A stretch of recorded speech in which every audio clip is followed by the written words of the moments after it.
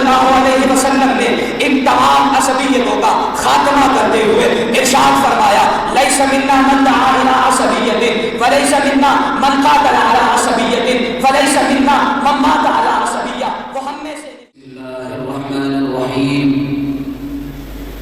یا ایھا الناس انا خلقناکم من ذکر وانثى وجعلناکم شعوبا وقبائل لتعارفوا.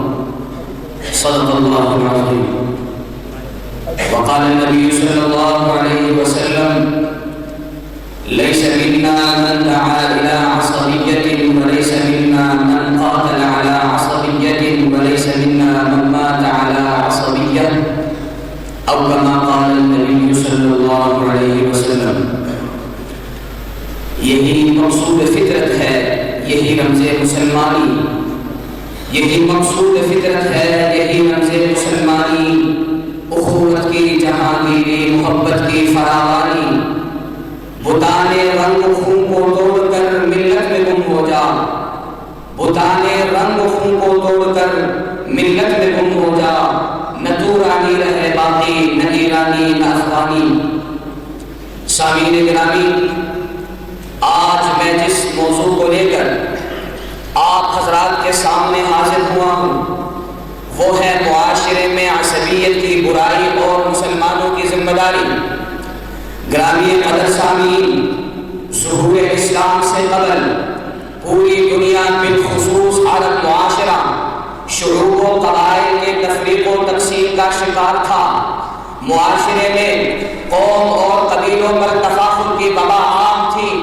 فخر و مباحات کی یہ وبا معاشرے کے ہر فرد کے رگ و پے میں سرطان کی طرح سرایت کر چکی تھی. اسلام نے آ کر جہالت کی تاریکیوں میں ڈوبے ہوئے ان لوگوں کو اس بات کی تعلیم دی کہ شعوب و قبائل سے اکتساب تفاخر کے لیے نہیں بلکہ تعارف اور پہچان کے لیے ہوا کرتا ہے. یا ایھا الناس انا خلقناکم من ذکر وانثى وجعلناکم شعوبا وقبائل لتعارفوا. وہ لوگ خاندانی شرافت کو فوقیت اور کرامت کی علامت سمجھتے تھے. اسلام نے اس نظریے کو مسترد کر کے تقویٰ کو مدار کرامت قرار دے کر یہ اعلان کر دیا ان اکرمکم عند اللہ اتقاکم. محض قوم اور قبیلوں کی حمایت میں برسوں کی جنگ کی آگ بڑھائے رکھنا ان لوگوں کا وطیرہ تھا. اسلام نے اسے عصبیت قرار دیا. حدیث شریف ہے عن واصلة بن الأسقع رضی اللہ تعالی عنہ قال قلت من عصبیت یا رسول اللہ قال ان تعین قومک علی الظلم. وہ لوگ رنگ و نسل, مذہب اور زبان کی عصبیتوں میں پھنسے ہوئے ہیں. سیاسی مفادات, جگہ بندی کی خاطر لسانی, علاقائی اور نسلی تعصب کو اچھالا جاتا ہے. نبی اکرم صلی اللہ علیہ وسلم نے ان تمام عصبیتوں کا خاتمہ کرتے ہوئے ارشاد فرمایا لیس منا من دعا الی عصبیت ولیس منا من قاتل علی عصبیت ولیس منا من مات علی عصبیہ. وہ ہم میں سے نہیں جو عصبیت کی طرف بلائے, وہ ہم میں سے نہیں جو عصبیت کی وجہ سے قتال کرے, وہ ہم میں سے نہیں جو عصبیت پہ مر جائے. دوسری جگہ ارشاد فرمایا من نصر قومه على غیر الحق فهو كالبعير الذي رد فهو ينزع بندبه. قرآن کریم ہر حال میں معاشرے کی وحدت کو قائم رکھنے کی تاکید کرتا ہے.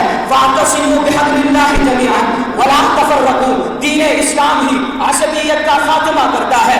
الذي خلقكم من نفس واحدہ. اسی لیے حضرت علی المرتضی رضی اللہ تعالی عنہ فرماتے ہیں الناس من جهة التمثيل اکفاء ابوهم آدم والام حواء فإن يكن لهم من اصلهم شرف يفاخرون به فالطين والماء.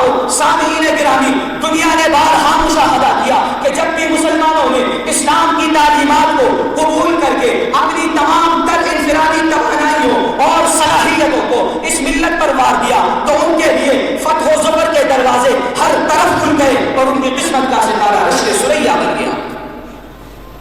گرامی قدر سامعین, بدقسمتی سے آج ہمارا معاشرہ جس طرح دوسری برائیوں کی لپیٹ میں ہے, عصبیت بھی ایک مہلک بیماری کی شکل میں ہمارے معاشرے میں پھیل چکی ہے.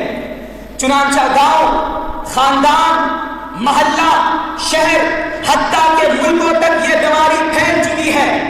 آج ضرورت ہے اس بات کی سمجھنے کی کہ وطنی قومیت, لسانی قومیت, قبائلی قومیت یہ وہ چیزیں ہیں جن سے ہمارے معاشرے کو نقصان ہو رہا ہے.